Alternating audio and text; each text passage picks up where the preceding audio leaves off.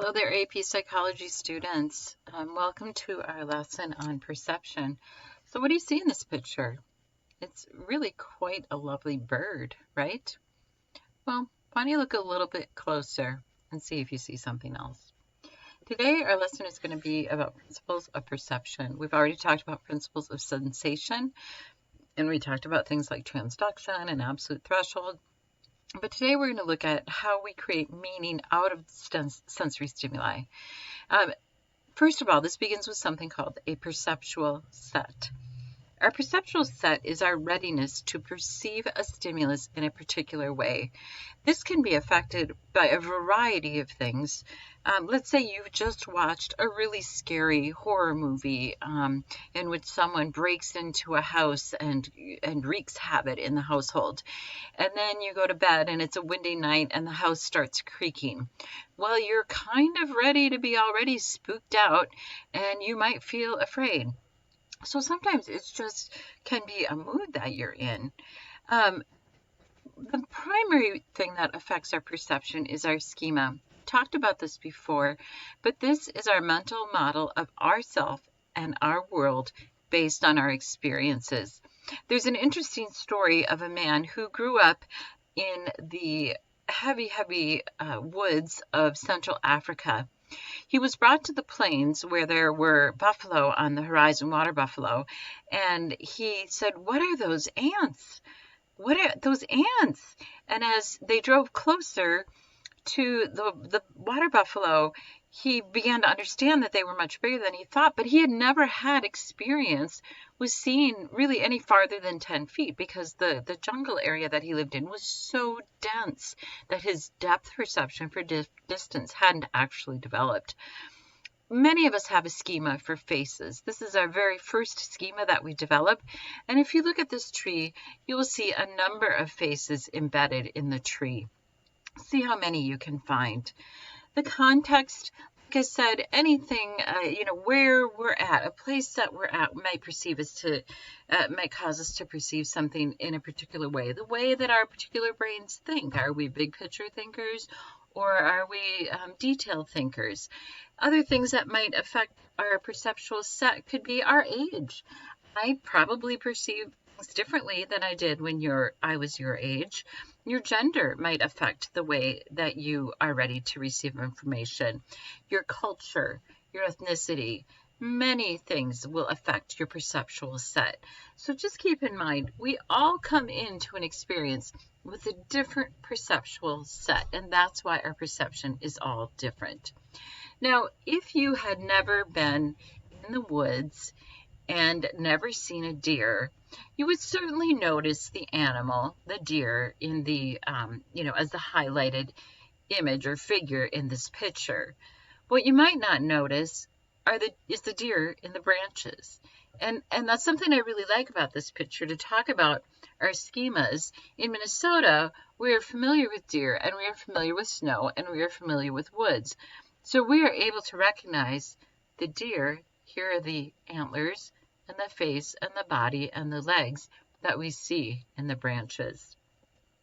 Now, some of us who go to lakes, and there are some 12,000 here in Minnesota, you have branches hanging out over your lake.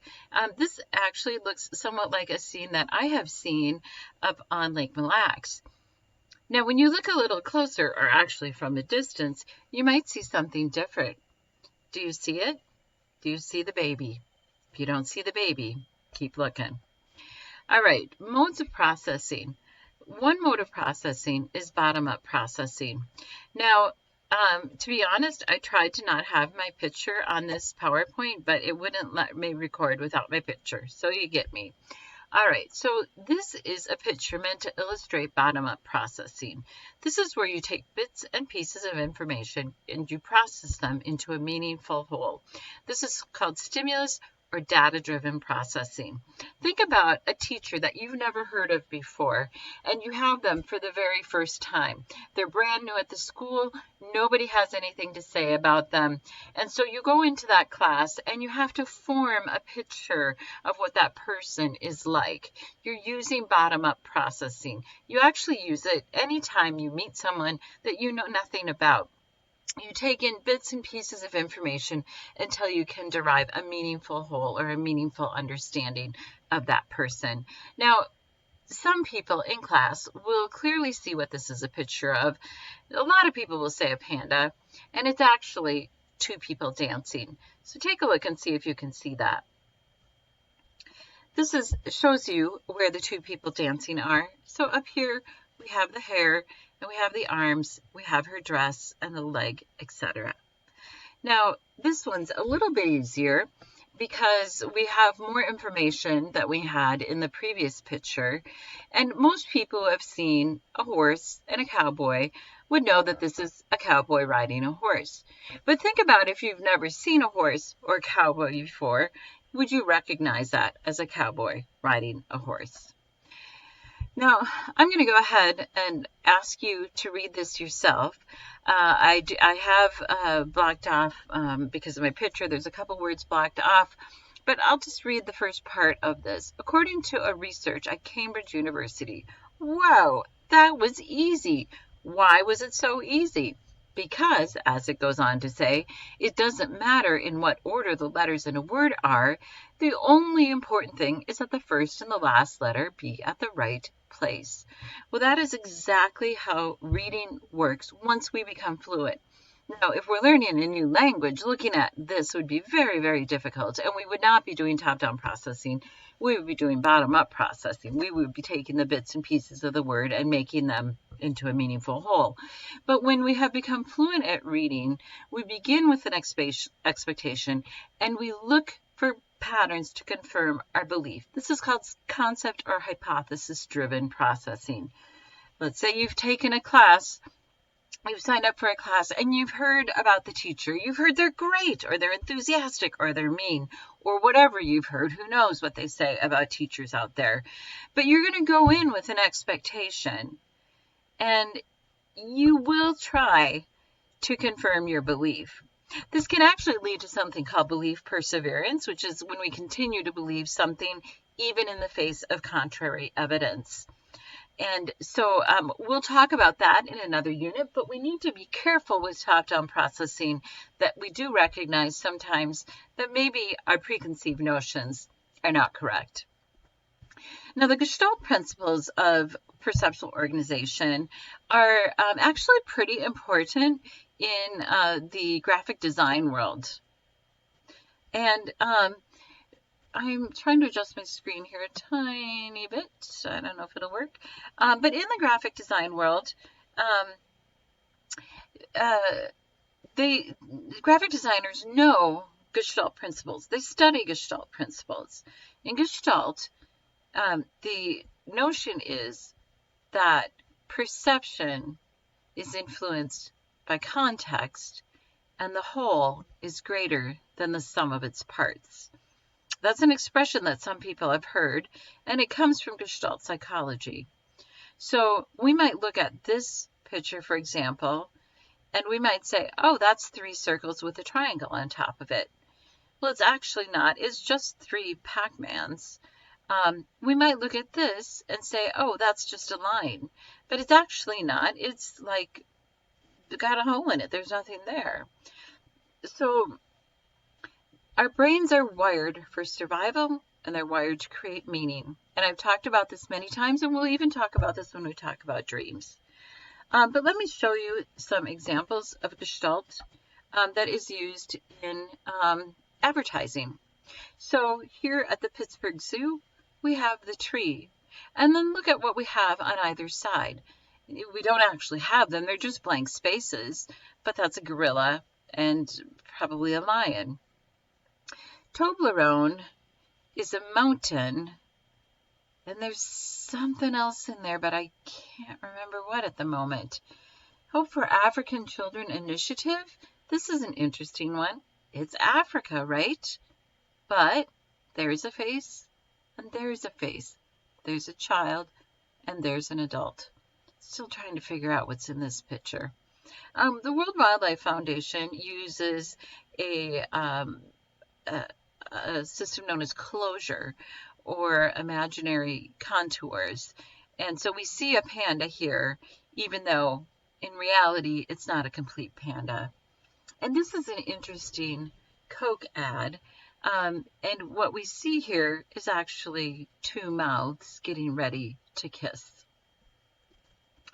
So figure ground is a fundamental concept in Gestalt psychology. We view our environment in terms of figures or objects that stand out from the background. That's just what we do. Now, artists sometimes have fun with something called figure ground ambiguity, where you can't tell which is the figure and which is the background. The face and vase is the most popular of the figure ground ambiguity drawings. We see here either a face, or two faces rather, as the figure, or the vase as the figure. In this one, we can see a face, like a big stone face, or we can see someone walking into a cave with maybe a snowsuit on. And here we can see an old woman or a young woman. This is a really clever use of the figure ground ambiguity. We have in the background here, back here, it's clouds. But then as we move forward in the picture, the background becomes the figure. That's a really just kind of a cool way of using that figure ground ambiguity. Now, let me just mention, in music, we also have figure ground, except in music, the figure is the melody and the ground is the accompaniment. The Necker cube is a really, really interesting figure ground ambiguity exercise. So we don't know where that cube is sitting in space. It might be that that little red star is on the outside front right of the cube. But then if we blink or change our perspective, it's going to appear like it just did to me now as, no, it's on the outside. I got to get it to change again. Let's see if you can, oh, there, it just changed. Now it looks like it's on the back side of a hollow, like box almost. It looks like it's way in the back corner on the right side. See if you can get that one to flip around. It's pretty cool. And what's really cool about this is your retina is seeing the same thing no matter how you perceive it. It's your brain that's doing the work of trying to figure out just how is that cube sitting in space. This one has 3 different views that you can see it from. And if you want to pause this and take a look and see if you can see 3 different views, go ahead and do that. Otherwise, I'm going to explain them to you. In one of them, like what I'm seeing right now, this cube looks like a chunk out of a larger cube. Sometimes you can see this is, and I'm having a hard time, oh, there we go. It just flipped on me. Now I see this is kind of like a room, and this is a cube in the center. And then you can also see it, and sometimes it just takes a couple blinks as one cube that's sitting in front of another larger cube. Give your eyes a little bit of a little eye strain here, but nevertheless, it's interesting to look at them. So the other Gestalt concepts you can look at on page 152. I'm not going to go through them right now. What I do want to talk about is depth perception. Depth perception is a 2-dimensional image on our retina, but we're able to perceive it as 3-dimensional. So how do we do this? First, our binocular depth cues. Now, if we look at this picture down here, we have the right visual field, seeing this dog just to the left of that dog. We have the left visual field, seeing this dog just to the right of that dog. Together, the brain puts it together, and they show the white dog directly in front of the tan dog. That's because we have 2 eyes, and our brain takes the information from those 2 different retinal images, and this allows our brain to judge distance. Okay, and I'm going to explain more about that in just a minute. Convergence is when you're looking at something close up and your eyes move together, and turning your eyes inward actually helps you see the depth of a nearby object. Now, what I'd like you to do is find your dominant eye. This is actually a pretty easy thing. So if you make a triangle with your hand, okay, and I'm going to focus on a distant object, Okay, and I actually have both eyes open, so I'm focusing on a distant object in front of me. It's actually a picture of my daughter. I'm going to gradually bring this image closer and closer to my face, and I'm going to keep my daughter's face in the center. And what is going to happen by the time I reach my face, I'm going to have to close this up a little bit, is that the image goes to my right eye. That means and that my right eye is dominant. Another way you can do it is by looking at an image in your the triangle, and if you can close one eye and then close the other, you can see the two distinctly different retinal images. Now, whichever image doesn't change when that eye is open, that is your dominant eye. So some people have cross dominance where they maybe have a right eye that's dominant and they're left-handed, or a left eye that's dominant and they're right-handed. So go ahead and find your dominant eye. Some people only have vision in one eye. I actually have a relative who had a birth complication, and she's completely blind in one eye. She can't go to those three-dimensional movies. She won't see them because you need two eyes. Now, she gets along just fine, because she's always been this way. But for people who do just have one eye, sometimes it can be difficult to perceive depth. I know this from personal experience when I had an eye injury and I had to wear a patch for a while. I kept bumping into things. These are all of the things that artists use to perceive depth for like a painting, in order to give the impression of 3D. And this is how someone with only one eye that is able to see will perceive depth.